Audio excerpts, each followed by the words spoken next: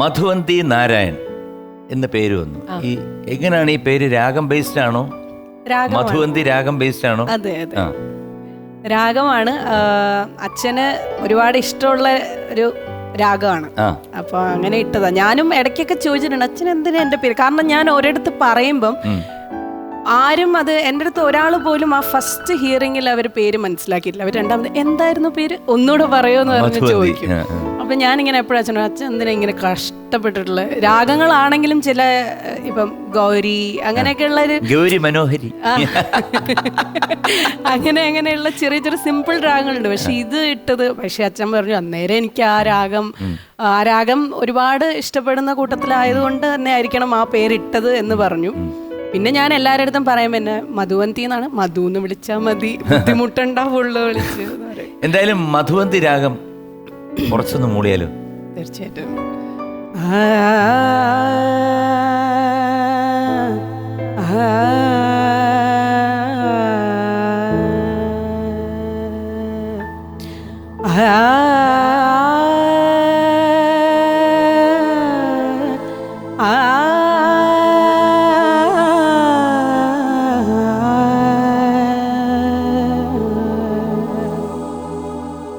काहे मान करो सखी रे अब, काहे मान करो सखी रे अब, बहुत दिनन से पिया घर आए, बहुत दिनन से पिया घर आए, भाको मनाओ रे जाओ, धीर धरो बाळा को मनाओ रे जाओ, धीर धरो काय मान करो सखी रे अब, काय मान करो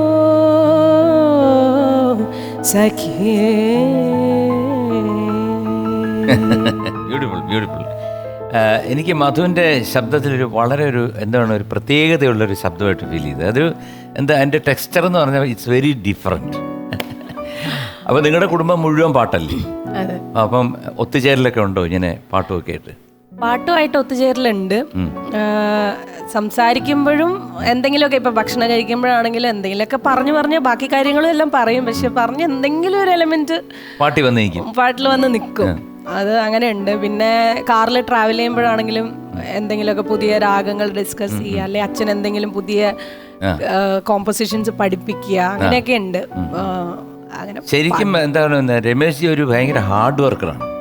ഞാൻ കണ്ടിട്ടുള്ളതിൽ വെച്ച് ഈ മ്യൂസീഷ്യൻസിൻ്റെ ഇടയിൽ ഇത്രയും ഹാർഡ് വർക്ക് ചെയ്തിട്ടുള്ളൊരു വ്യക്തിയെ കാണുന്നത്. കാരണം ഞാൻ ആദ്യമായിട്ട് രമേശ് ജിയെ കാണുന്നത് ടെന്നിസൺ എന്ന് പറഞ്ഞ നമ്മുടെ ഒരു സൗണ്ട് എഞ്ചിനീയർ ഉണ്ട്. അവരുടെ ഒരു ഓലപ്പര ഉണ്ടായിരുന്നു സ്റ്റുഡിയോ, പണ്ട് അതേ ഉള്ളൂ ട്രിവാൻഡ്രത്ത്.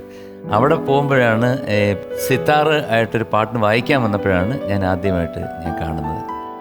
അത് തൊട്ട് ഞാൻ ശ്രദ്ധിക്കാറുണ്ട്. കാരണം ഈസ് വെരി ഹാർഡ് വർക്കിംഗ്. പിന്നെ അതിനുശേഷം സൂര്യ കൃഷ്ണമൂർത്തിയായിട്ട് ഒരുപാട് പ്രോഗ്രാംസ്, അങ്ങനെ സ്വന്തം പ്രയത്നത്തിലൂടെ വളർന്നു വന്ന ഒരു വ്യക്തിയാണ്. അല്ല ആരും വിളിച്ചിട്ട് ഇത് ചെയ്യുന്നു പറഞ്ഞിട്ടില്ല, സ്വന്തം പ്രയത്നത്തിൽ അത് കാണിച്ചു കൊടുത്ത് ചെയ്തതാണ്.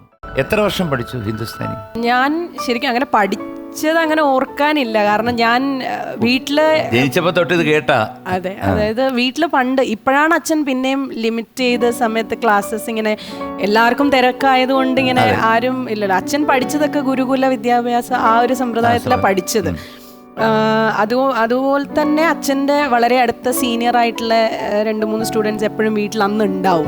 അപ്പം രാവിലെ എഴുന്നേറ്റ് കഴിഞ്ഞാൽ മുതൽ ഈ പ്രാക്ടീസ് ഇങ്ങനെ 24 മണിക്കൂറും പാട്ടായിട്ട് തന്നെ ഉണ്ടാവുക. അപ്പം വളരെ ലേറ്റ് നൈറ്റ് ആണെങ്കിലും എനിക്ക് എൻ്റെ ഒരു ചെറിയ ഓർമ്മയിൽ ഞാനിങ്ങനെ ആ സൈഡിൽ തന്നെ കിടന്നുറങ്ങുന്നൊക്കെ ഉണ്ടാവും.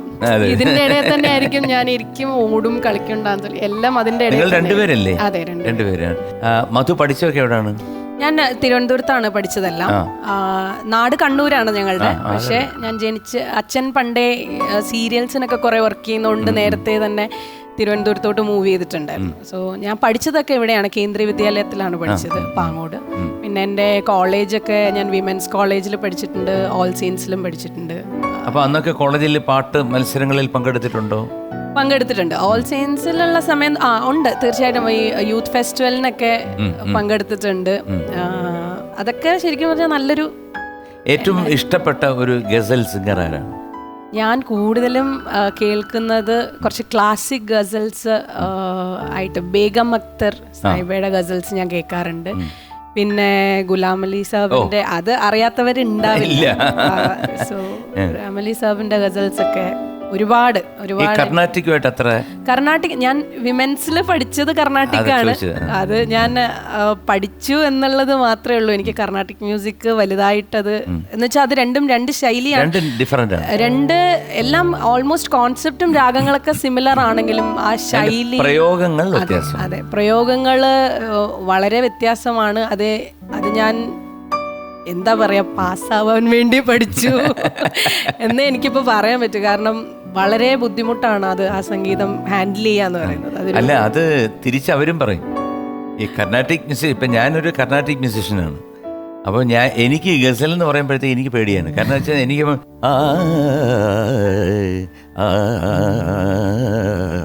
ഇത് എനിക്ക് ഈസി ആയിട്ട് വരും. ഇപ്പം